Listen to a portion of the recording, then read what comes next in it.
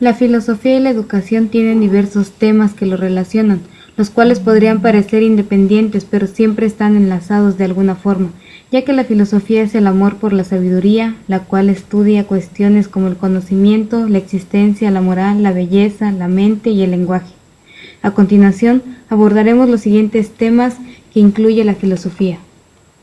Se incluirán aportaciones de maestros de la Escuela de Humanidades de la UNICACH, así como artistas visuales.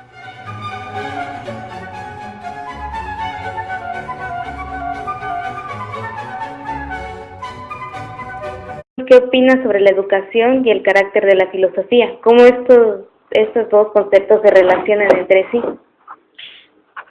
Fíjate que tanto la educación como la filosofía son dos áreas que aparentemente están separadas, pero que no lo están tanto. ¿Por qué? Ahí vamos.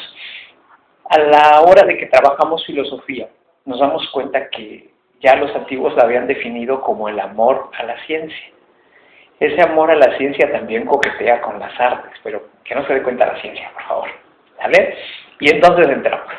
Resulta que para poder entender cómo educamos, tal vez haya que recurrir a ese amor que se tiene por las ciencias, por las artes, por los haceres. Y esos haceres creo que son los que la educación tiene que retomar. Esos haceres son los que la educación tiene que retomar no solamente para entenderlos, sino para que el otro pueda también entenderlos. Yo digo hacer, pero esa idea de cómo lo digo no tiene fuerza. Déjame recurrir a otro idioma, ¿no? Vamos al griego. Y en griego, hacer se puede decir desde dos maneras, praxis y poiesis. En la idea de praxis tendremos esa idea de los haceres que tienen una manera específica de hacer y que si no se recurre a esa manera, entonces lo que se tenga probablemente no tenga validez, o probablemente no sea eficaz. El caso, por ejemplo, de las medicinas, en donde yo no puedo agarrar y hacer un corte 5 centímetros o 6 centímetros después de la vena, que es la que tengo que cortar, porque habrá problemas.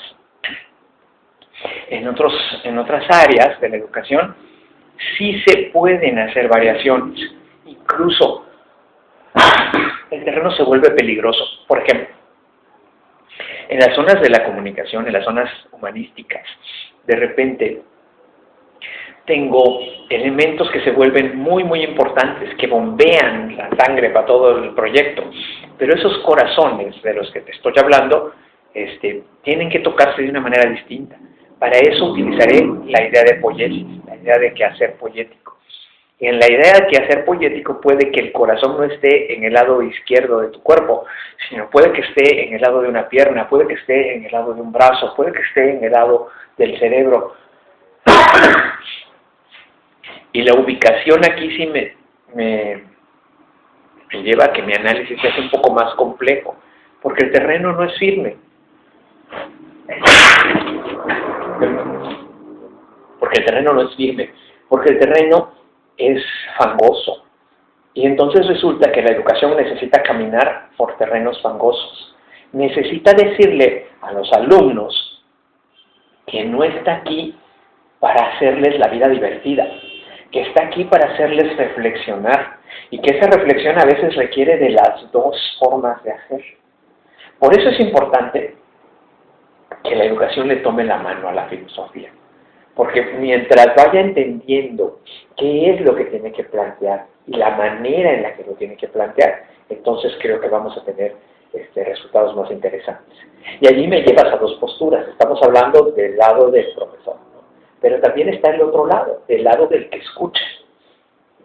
Mira que soy un malvado porque he dicho del lado del que escucha y no he dicho del lado del educando, como le decían antes, ¿no? Y resulta que el educando se define a sí mismo como alumno o como estudiante y cree erróneamente que esos dos términos son sinónimos. No lo son.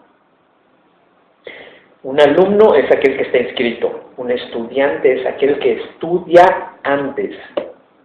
Un cuate que está preocupado por lo que se le va a mostrar, un cuate que de repente tiene muchas ideas en la cabeza acerca de lo que va a ver, que le preocupa, que lee, que se informa, que de repente tiene mucho material y que llega ante un cuate que se supone que que nada más coordina las materias, ¿no? Y le propone.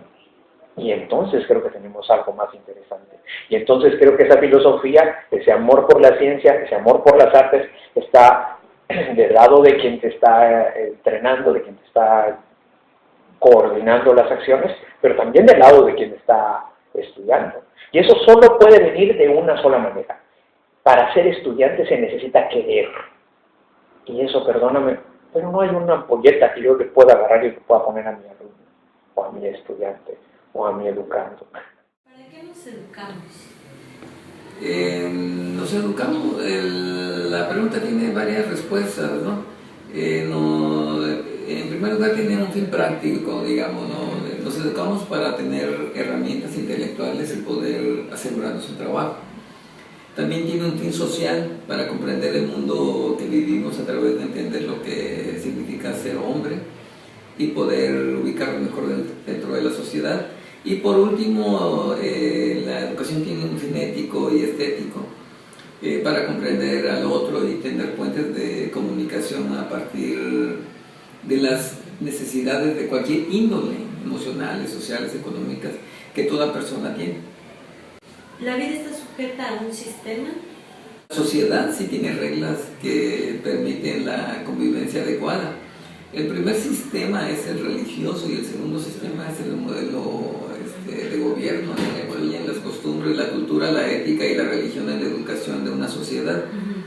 Yo considero que las costumbres que están inmersas dentro de la cultura, así como la propia ética y la religión, pertenecen a las primeras formas de convivencia humana, que luego se fueron transformando de acuerdo a la evolución del hombre hasta llegar a conformar las civilizaciones. Es decir, en la medida en que el hombre fue descubriendo la ciencia y la tecnología, la cultura fue cambiando y por lo menos las costumbres, la ética, fueron cambiando las visiones del mundo y estos cambios por supuesto se manifiestan en nuevos significados de las palabras, ¿no? ¿Qué problemas existen en la sociedad y tanto en lo psicológico para obtener el conocimiento?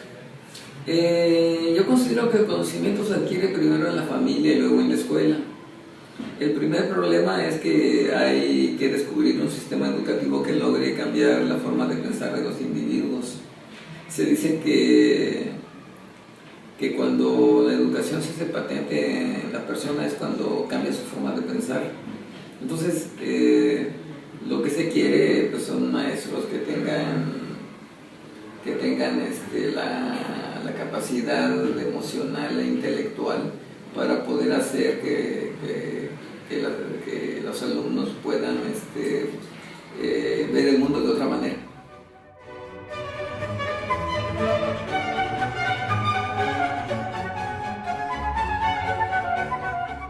Para usted, ¿qué es la política? La política es una normatividad que permite la armonía entre los grupos sociales, ¿no? Un mejor funcionamiento de la sociedad, que estas políticas son dictadas normalmente por los gobiernos, ¿no?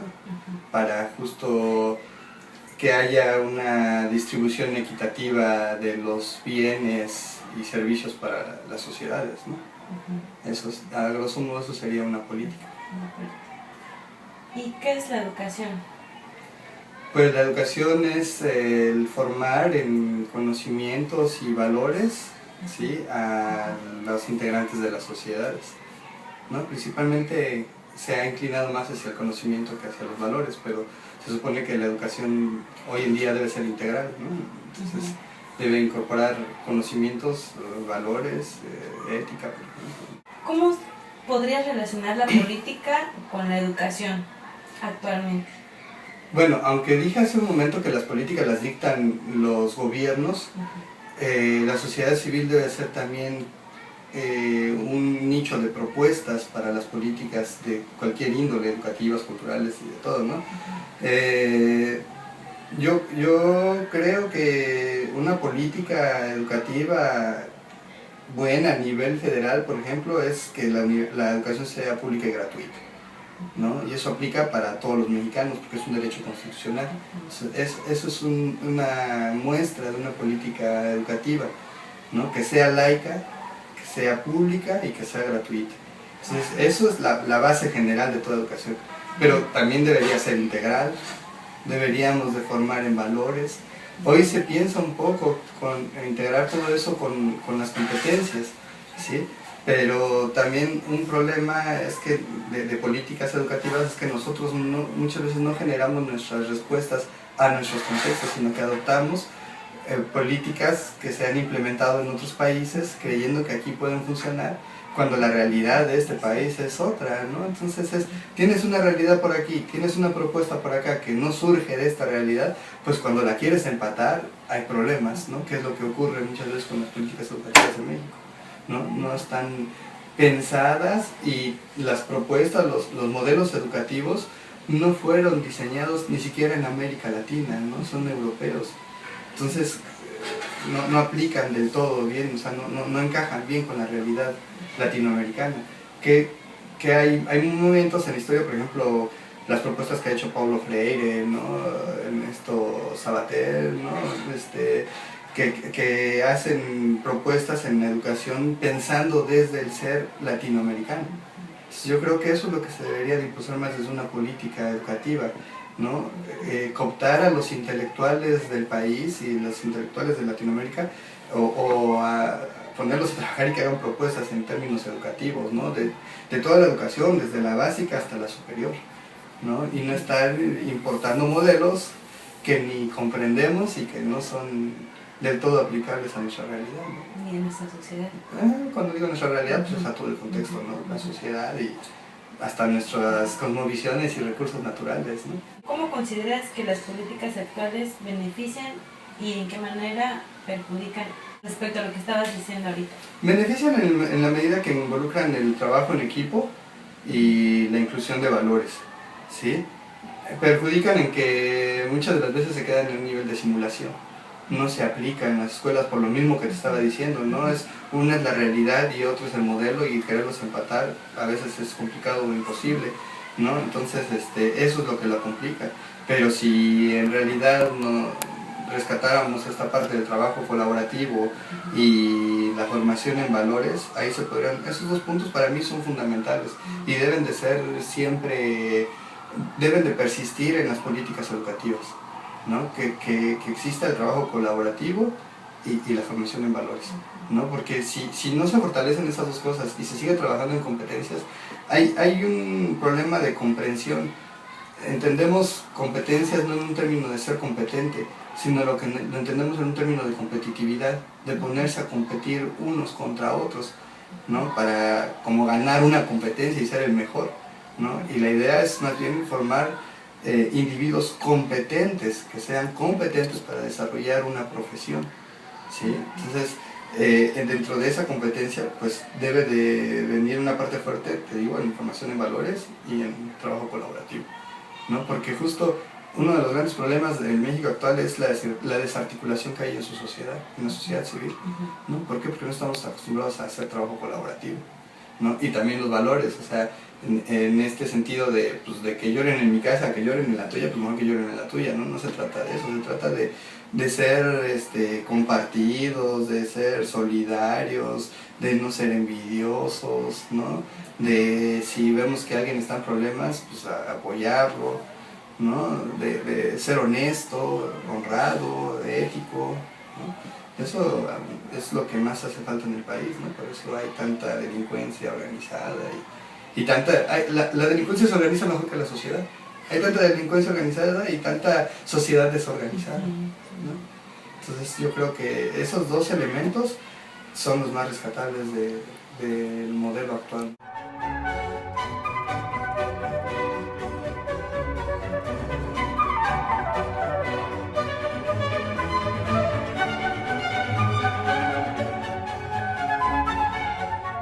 Se pidió la opinión de artistas visuales sobre el tema de la erótica y esto es lo que opina. Para mí es Es una parte importante del arte, ya que ha estado desde siempre, desde los inicios del arte se ha planteado el erotismo desde el Renacimiento, y yo creo que es una parte del arte que puede surgir, puede volver a seguir trabajándose. ¿Por qué el desnudo femenino? Bueno, porque para mí es una de las formas de expresión más antiguas que hay en el arte, y creo que a pesar del tiempo nunca ha caducado, ¿no? Y es parte de la estética de esa más pura y más real, ¿Cuál de tus más obras tangible que pueda haber. tiene más erótica o erotismo? ¿Cuál de mis obras? De las que tienes acá. Bueno, de estas 3 que tengo por acá, yo creo que serían estas 2 las que tienen más erotismo. ¿Por qué? Porque son pinturas que tienen un primer plano y te muestran lo que es el cuerpo ahora sí que sin tapujos ni nada, o sea que lo muestran directamente. Entonces es como que acá, este es mi cuerpo, este es mi forma, este es mi color, esta es mi textura. Entonces no tiene ninguna censura, pues. El maestro Masafumi Hosumi nos explica cómo el elemento erótico entra de manera inconsciente en la creación de sus obras.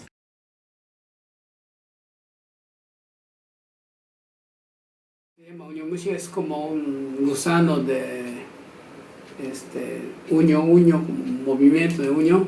También ustedes dicen que algo erótica o concepto de, ¿no?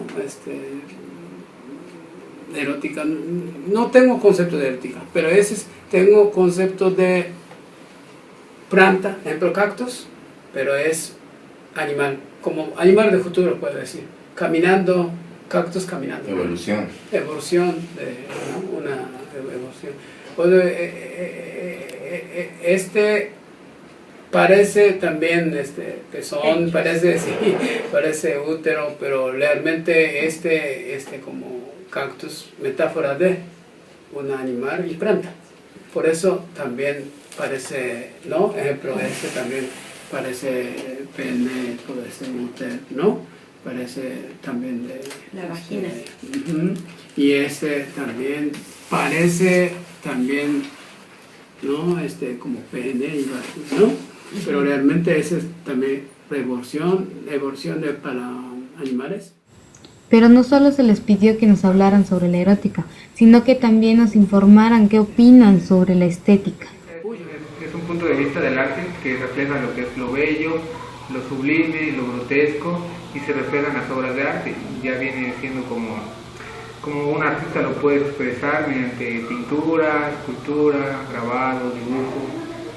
Bueno, eso sería lo que es la estética. ¿Cómo lo ves reflejado en tus obras? La estética sería en mis obras lo que es la pintura textual, el trazo, las líneas, las pinceladas gruesas, la forma, la textura. Eso es para mí lo importante de la estética en una pintura, en una obra mía. ¿Cuál es el concepto que maneja la estética para usted? Pues mira, yo creo que no hay un único concepto de estética. De manera general yo lo pienso como el estudio de las artes. Es la forma de pensar el arte. Pero la estética ha tenido diferentes momentos, diferentes pensadores que la han explicado. Pero de manera general yo pensaría que es la filosofía del arte. ¿De qué manera entra el ambiente religioso en el arte? Bueno, de hecho el arte, si es buen arte, es religioso. ¿A qué me refiero con eso? A que el arte tiene que promover la unión entre el que hizo la obra de arte en sí y el espectador, y a grandes rasgos eso es lo religioso, lo que provoca la unión. ¿Cómo describe usted la filosofía de lo religioso?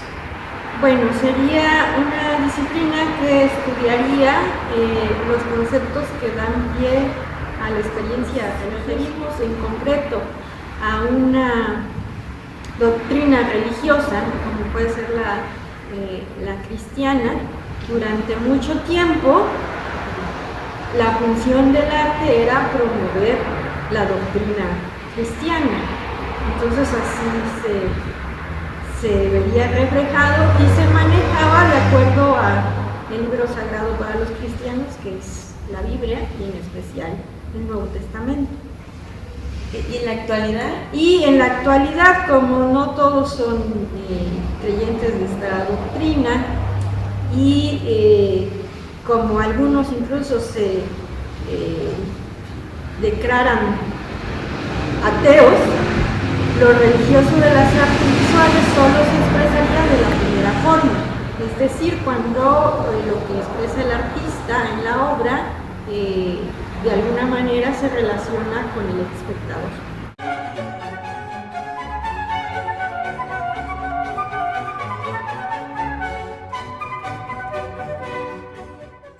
Ya escuchamos las opiniones de artistas visuales y teóricos sobre los temas de la erótica, la estética, la filosofía de lo religioso y la educación. Ahora, para concluir este video, escucharemos una última entrevista que se le hizo a un artista visual que incluirá algunos de los temas mencionados anteriormente. Al ser occidentalizados, pues todo viene de Occidente. En este caso tenemos nuestros antecedentes en la Grecia clásica. Se puede hablar, si se habla de estética, se tiene que hablar del componente ético y del componente lógico. Entonces, si se hablaba de estética, que no se hablaba como tal, porque ese ya es un término que sale mucho después, en el siglo XVIII me parece. Pero si se hablaba de lo bello, en términos estéticos se hablaba de lo verdadero, en términos lógicos, y en términos éticos se hablaba de lo bueno. Entonces, si algo era bello, era verdadero y era bueno. Entonces, si algo era feo, era falso y era feo. Perdón, era falso y era malo. Entonces, digamos, esa era la visión clásica de la belleza. En nuestro caso, al hablar del erotismo o de la erótica, hay un componente estético, evidentemente, que tiene que ver con la sexualidad, pero también tiene un componente ético que tiene que ver con lo que se considera bueno o malo para una sociedad. Para Bataille este componente es indispensable, dado que en el erotismo siempre hay un desbordamiento de lo que se considera aceptable o malo, bueno, perdón, o lo inaceptable o lo malo. Ese desbordamiento es necesario para que se dé el erotismo. Ahí hace la diferencia entre el erotismo animal, por ejemplo, y el de los humanos. Que los animales, al no tener este componente ético, de decir, no tienen ese límite para desbordarse, sobre eso, pues los animales viven su sexualidad de forma plena, ¿no? En el erotismo siempre hay una especie de restricción que al desbordarse genera esa sensación, ¿no? Que en ese sentido pues, tiene que ver con la estética se vuelve autónoma. ¿Cómo ves la estética en la educación superior para alumnos universitarios?